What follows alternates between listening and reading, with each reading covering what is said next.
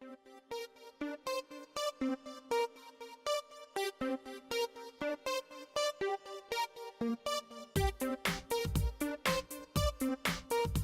Dr. Farhan Siddiqi. Today we're going to talk about the MEND procedure, which is minimally invasive endoscopic decompression. Can you explain the MEND procedure? MEND is a procedure where we are able to put a small camera into the spine as opposed to opening the spine and doing an incision to do spine surgery. How is the MEND procedure performed? The MEND procedure is performed by using a camera, placing it into the spine and repairing the damage, either removing a disc or taking pressure off nerves or repairing an injury to the disc. There's only about 100 surgeons in the country who are trained to do this type of surgery in the lower back, and in the cervical spine only about 10 of us are trained to do this. How are stem cells utilized during my MEND procedure? After we repair the injury, we utilize your body's stem cells or stem cells from a donor, and they will fill the disc back up and repair the damage. What are the advantages of using my body's stem cells versus donor stem cells? There's always an advantage to using stem cells from your own body. We harvest those stem cells from the bone marrow while you're asleep for the MEND procedure, and then we transplant them into the disc to fill the disc back up. The advantage of using your own stem cells is that we can harvest enough to place some in cryogenic storage or a deep freeze. And that allows us to use your stem cells for future treatment if you need it.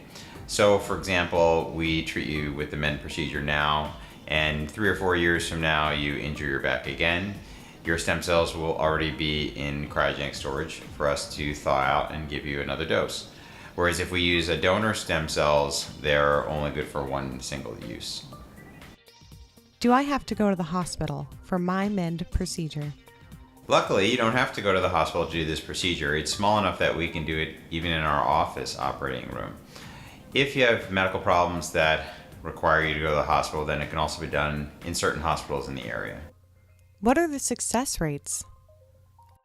The MEND procedure is quite successful if you have neurological symptoms, sciatica, numbness and tingling, symptoms that go into your arms or legs.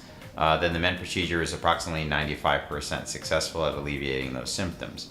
If you have primarily neck or back pain, the success rate is about 80%. So about 80% of people receive at least 50% reduction in their back or neck pain with the MEND procedure.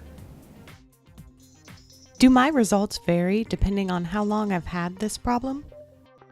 If you've had a problem for a short amount of time, then the procedure is very successful.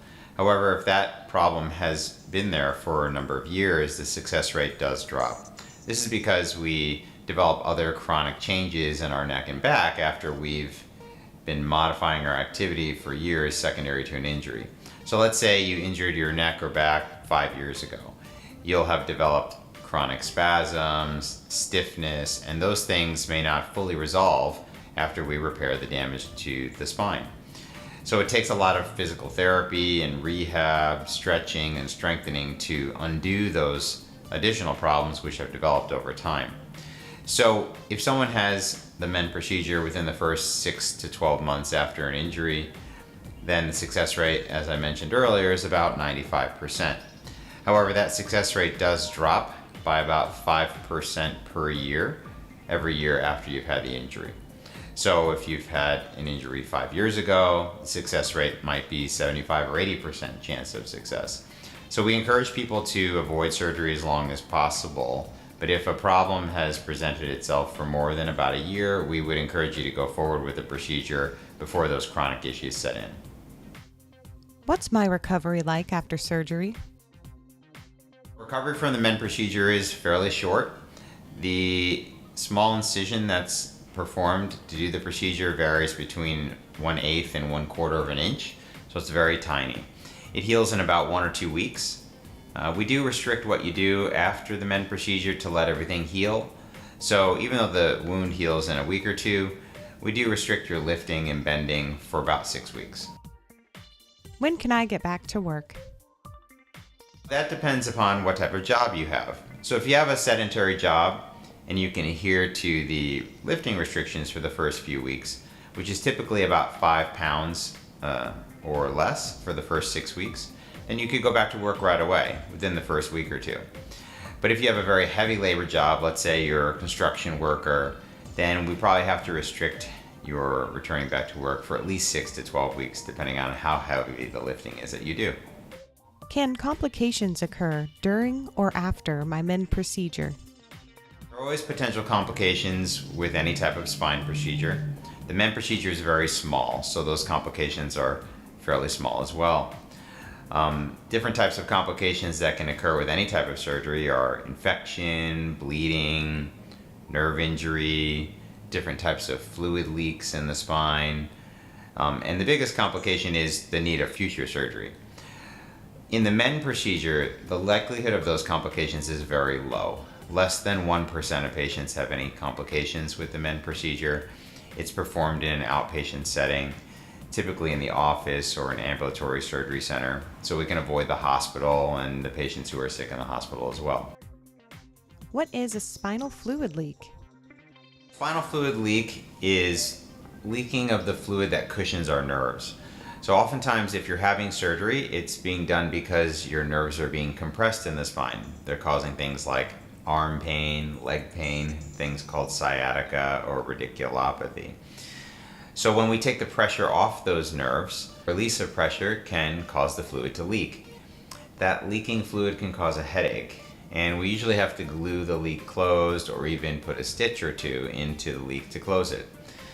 The likelihood of this happening in the MEND procedure is exceedingly rare, less than 1 in 1,000.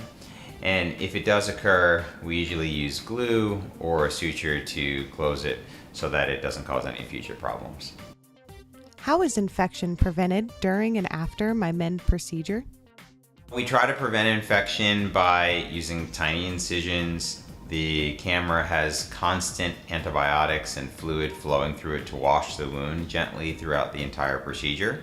And we give antibiotics before and after the procedure to prevent infection.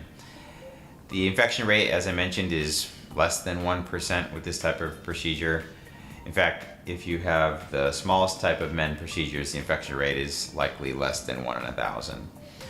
The things that can increase the chance of infection are different types of medical problems like diabetes, which increases the sugar in our body, and then the bacteria from our skin like to get into the wound to try to eat the sugar, and so that can increase infection rate.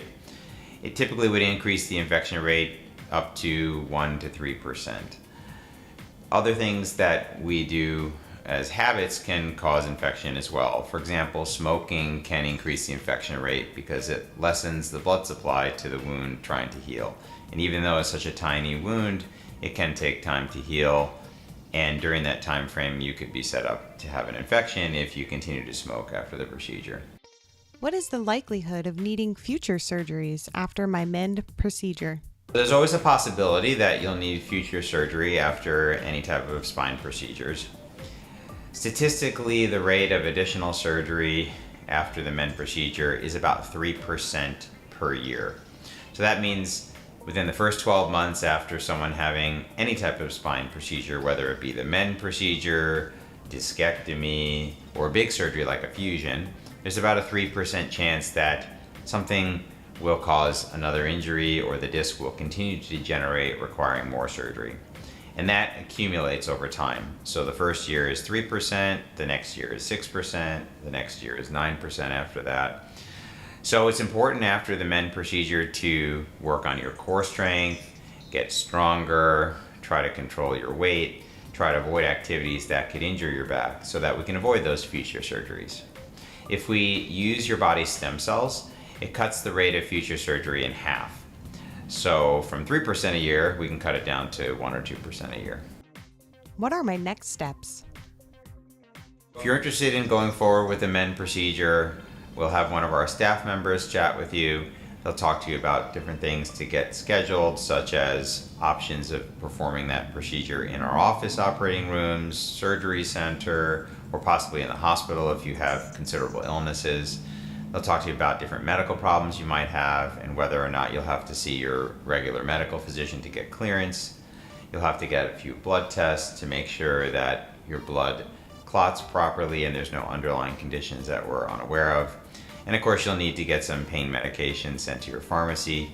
Although the procedure is very small, we want to make sure you're comfortable and are able to walk and do your therapy afterwards. So we usually do give some pain medication for the first few weeks after the procedure.